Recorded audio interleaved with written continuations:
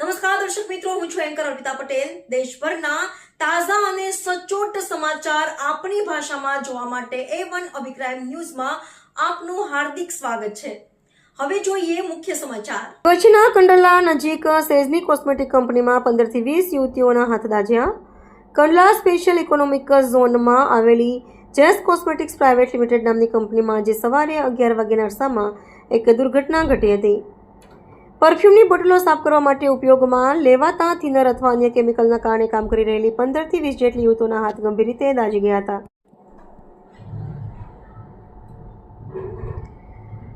પરફ્યુમની બોટલો સાફ કરવા માટે ઉપયોગમાં લેવાતા થિનર અથવા કેમિકલના કારણે કામ કરી રહેલી 15 થી 20 જેટલી યુવતીઓના હાથ ગંભીર રીતે દાઝી ગયા હતા. ભોગ બનનાર યુવતીના ભાઈ રામુભાઈ સોમાભાઈ સોલંકી આ અંગે વિગતો આપતા કંપનીમાં સુરક્ષાના સાધનોના અભાવ અંગે રોષ વ્યક્ત કર્યો હતો. આ ઘટનાને પગલે કંપનીમાં સેફ્ટીના નિયમો અને શ્રમિકોની સુરક્ષાને લઈને ગંભીર સવાલો ઉઠ્યા છે.